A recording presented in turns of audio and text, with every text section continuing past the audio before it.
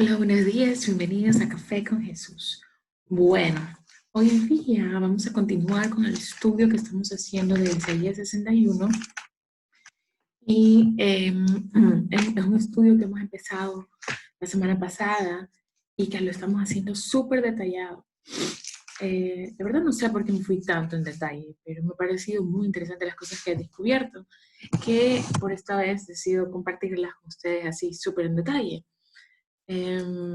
Normalmente trato de hacer videos más devocionales, más así prácticos a la vida, pero también enseñando algo. Pero aquí me he metido más en detalles, entender un poco el hebreo, que fue el escrito del Antiguo Testamento.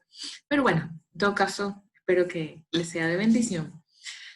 Pero también sirve, yo creo que lo he hecho también porque sirve para entender las palabras originales que se usaron, la raíz que usaron, porque hay veces que uno ve en español ya traducido, las ve en otros versículos, pero en ese versículo no está hablando específicamente con la misma palabra, la raíz de la misma palabra que la que estamos hablando. Entonces por eso me pareció muy interesante verlo y así yo he descubierto algunas cosas que la gente a veces asocia, por ejemplo, la palabra proclamar. Muchos dicen, ah, sí, es proclamar las buenas nuevas, pero no necesariamente. Cuando está en hebreo, cuando vemos la raíz, habla dependiendo, hay una palabra específica que habla para proclamar las buenas nuevas, hay otras que hablan para proclamar tal cosa, hay otras que significa llamar, y eso es lo que vamos a ver. Por eso es que me parece muy interesante poder ver esto. Bueno, Dios que nos ayude hoy.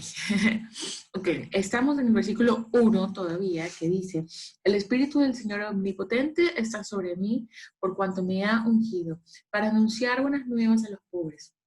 Me ha enviado a sanar corazones heridos y proclamar liberación a los cautivos y libertad a los prisioneros.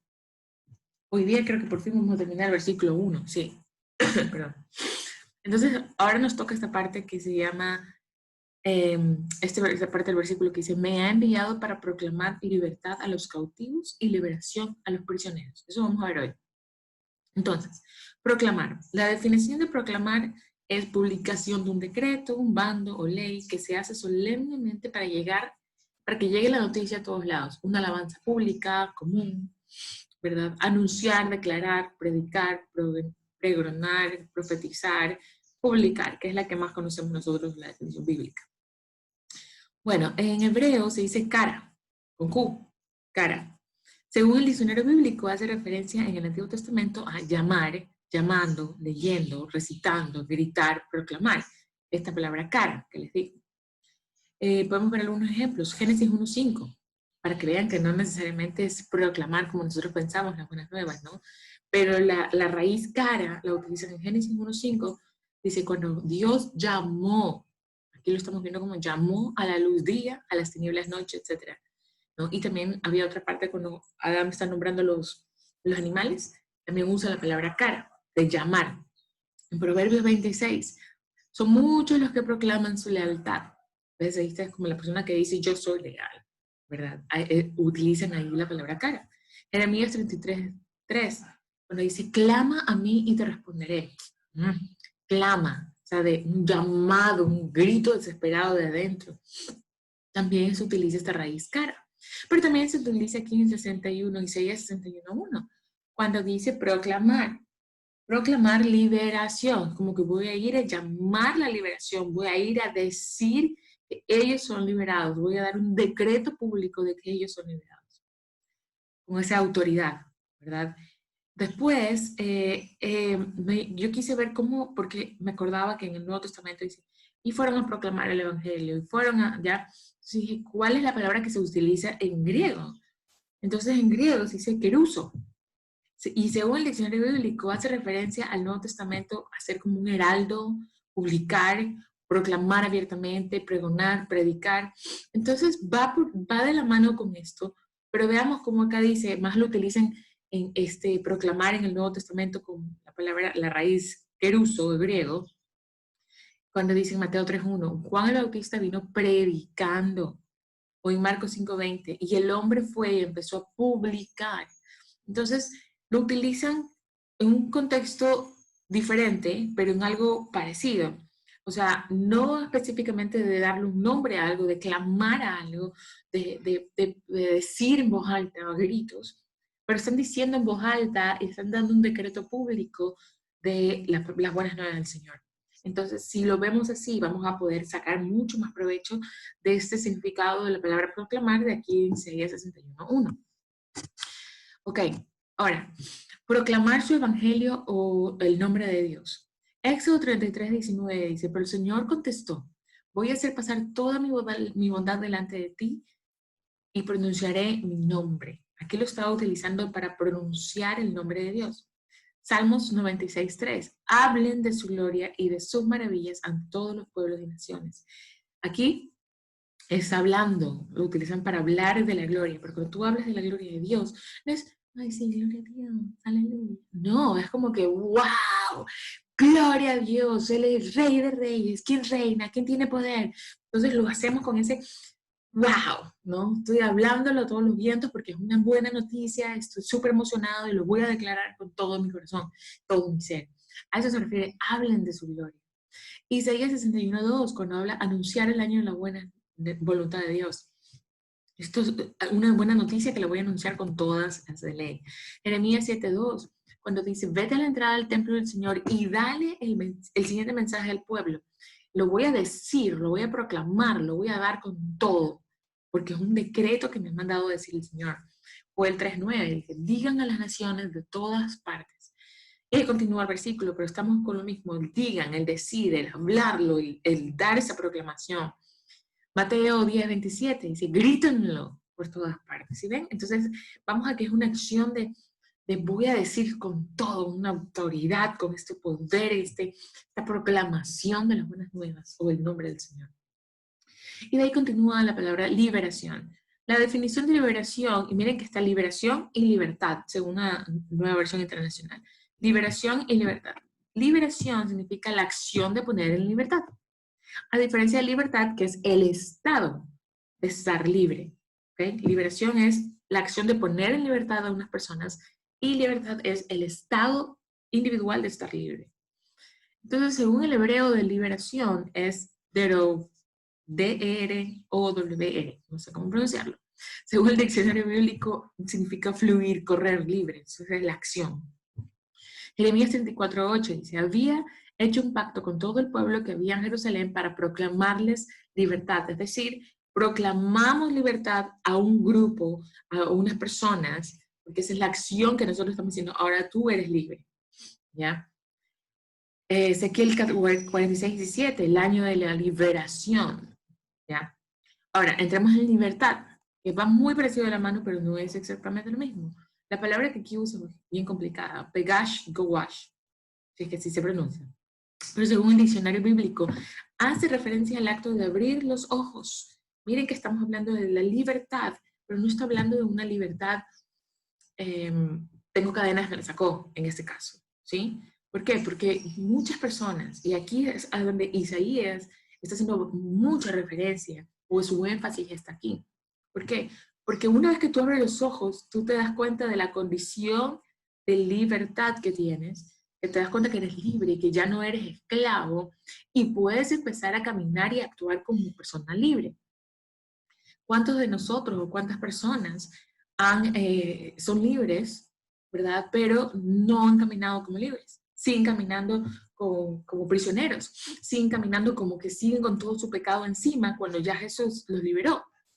Entonces esto es muy importante, porque hasta que no se abran nuestros ojos espirituales y no nos damos cuenta que ya Jesús nos perdonó y nos libró de ese cautiverio del pecado, entonces no vamos a poder caminar en nuestra identidad de libres, nuestra caminar de que es nuestra identidad de que ya no somos cautivados, capturados, esclavos del pecado.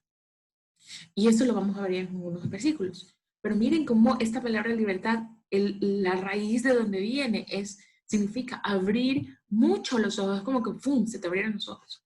Y se utiliza para referirse figurativamente a hablar de abrir una prisión, salvación del pecado. Esa es la única vez que se utiliza esa palabra en el Antiguo Testamento con esa raíz. De ahí muchas se toman parte de la palabra como guash o pegash para construir otras raíces que van a hablar de eso más otra cosa. Muy interesante. Cautivos. La definición de cautivos es una persona esclava, desterrada, confinada o presa, en especial la que es apresada en guerra. El hebreo es shabá, termina en H. Según el diccionario bíblico, hace referencia en el Antiguo Testamento a tomar cautivo o llevar cautivo a una persona. Génesis 14 dice que cuando Abraham oyó que su pariente había sido llevado cautivo, está hablando de Lot, ahí movilizó a un poco de gente para liberarlo. A veces se daba la muerte a un gran grupo de cautivos. Eso lo vemos, ejemplo, en 2 de Crónicas 25:12, Lamentaciones 5:12, cosas bien fuertes.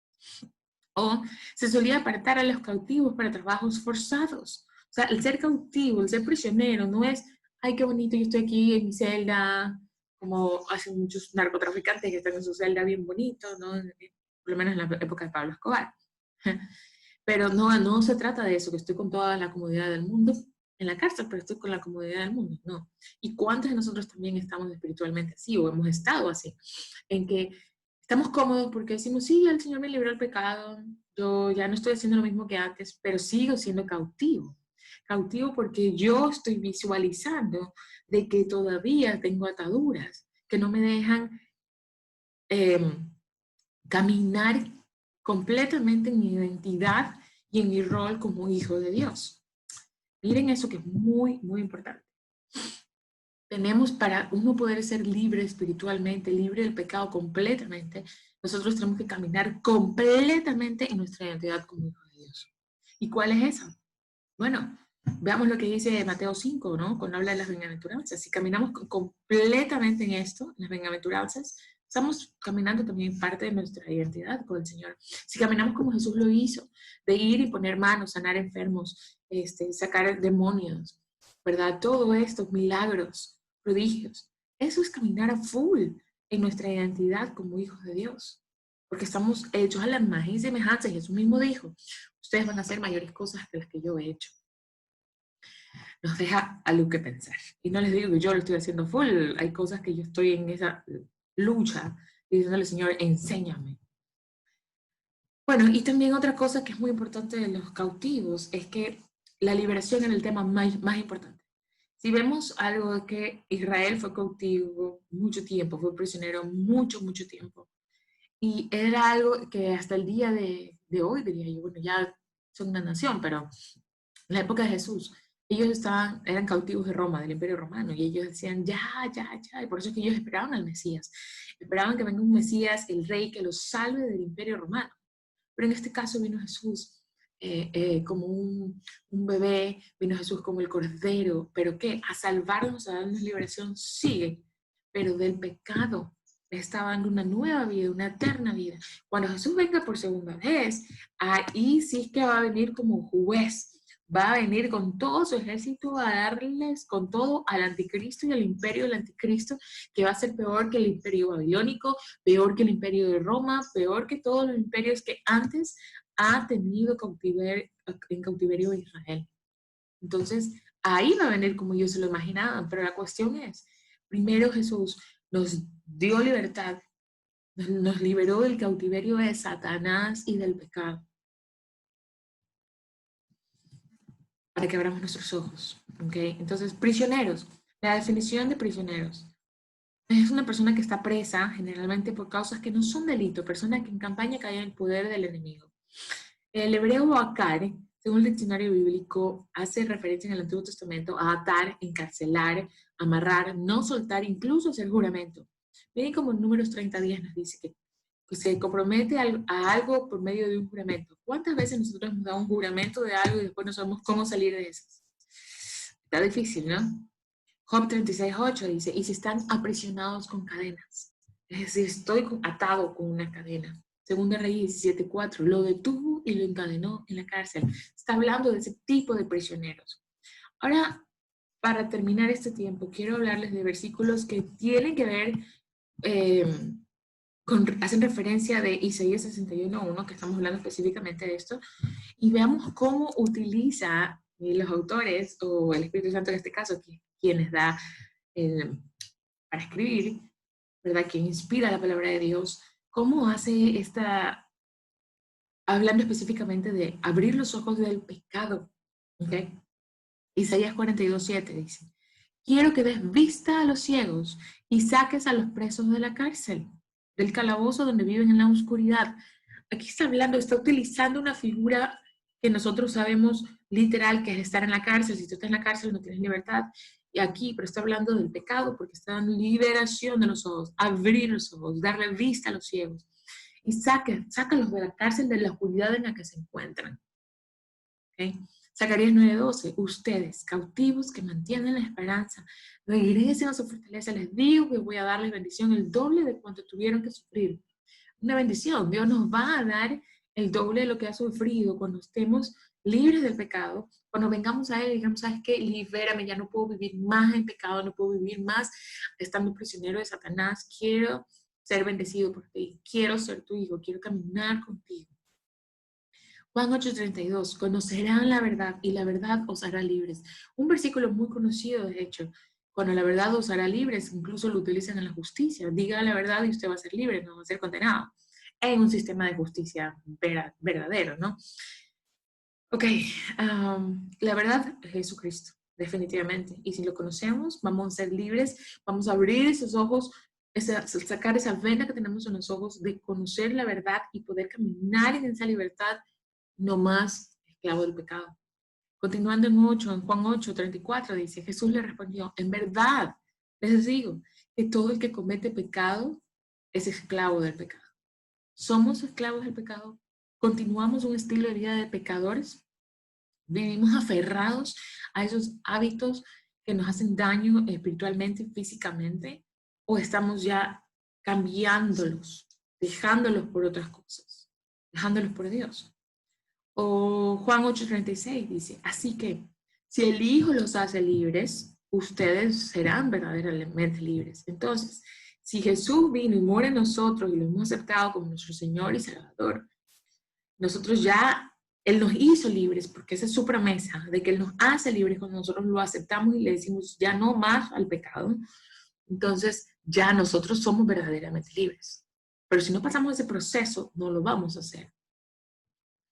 Hechos 26:18, te mando a ellos para que les abras los ojos y no caminen más en oscuridad, sino en luz, para que no sigan bajo el poder de Satanás, sino que sigan a Dios, y para que crean en mí y reciban así el perdón de los pecados y una herencia en el pueblo santo de Dios. Nuevamente está hablando de que si tú eres libre, caminas en luz. Si no eres libre, eres esclavo del pecado, esclavo de Satanás, caminas en oscuridad y estás siendo atado, prisionero. Según de Timoteo 2:26, a fin de que se despierten y escapen de la trampa en el que el diablo los tiene presos para hacer lo que ellos quieran. Eso me encanta porque escribe todito. Despierten. ¿Cuántos de nosotros hemos estado dormidos, en esa condición de dormidos, donde vivimos, porque decimos, esa es la vida, y vivo en una condición de esclavo, en una condición de pecado, atrapado por el enemigo, como dice ahí, en la trampa de Satanás, porque nos tiene presos para hacer lo que Él quiere. Cuando nosotros vivimos en pecado, un estilo de vida de pecado, hacemos lo que Satanás quiere, no lo que el Espíritu de Dios nos ayuda a vivir según la palabra de Dios. Es súper fuerte esto, súper fuerte, súper.